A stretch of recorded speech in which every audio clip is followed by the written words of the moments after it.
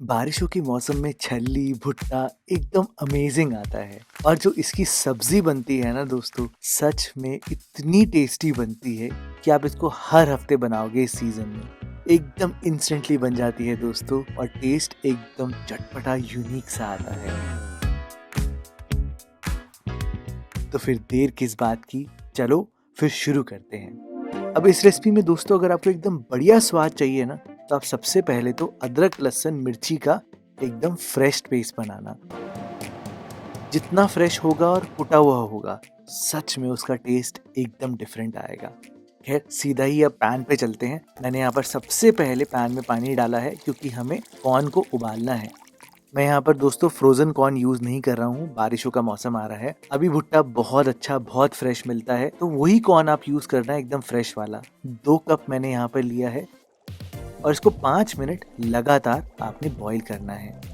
आप नोटिस करोगे बॉईल करते करते जो कॉर्न है वो फूलने लग जाएगा, और बिल्कुल यही हम चाहते हैं कि कॉर्न अच्छे से फूले, ताकि कच्चा बिल्कुल भी ना रहे और उसका मिल्की सा टेक्सचर आए। कॉर्न तो अच्छे से बॉईल हो गए हैं, तो इनको आप स्ट्रेन करके ठंडा होने के लिए छोड़ देना, ताकि हम इसको बाद में आराम से रोस्ट कर पाएं।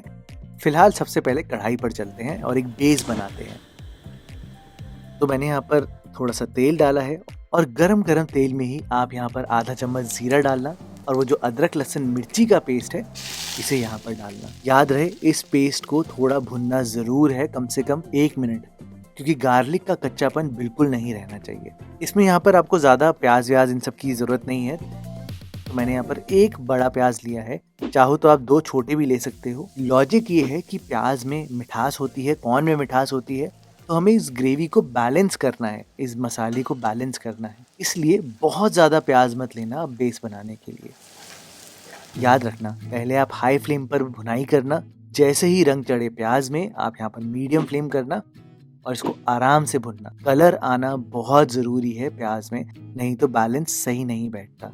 प्याज कच्चा नहीं रहना चाहिए। ये देखो इस स्टेज तक आप पकाना दोस्तों। ये स्टेज आते ही आपने यहाँ पर डालना है आधा चम्मच हल्दी पाउडर, 1 चम्मच कश्मीरी लाल मिर्च पाउडर, और इस मसाले को थोड़ा सा भून कर अब बहुत इंपॉर्टेंट स्टेप आता है, क्योंकि आपने यहाँ पर टमाटर डालने हैं, पर ये टमाटर पिसे हुए नहीं है, ना ही ये कटे हुए हैं, ये हैं घिसे हुए टमाटर।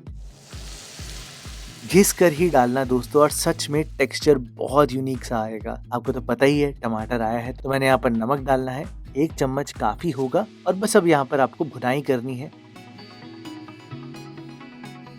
तो उससे पहले ही आप यहाँ पर 1.5 चम्मच धनिया पाउडर डाल देना, 1 चम्मच स्पाइसी वाली लाल मिर्च, वैसे तो हमने हरी मिर्ची भी डाली है, और ये सिंपल बेसिक मसाले डालकर आप टमाटर को अच्छे से भुनना, जब तक कि तेल पूरा अलग नहीं हो जाता।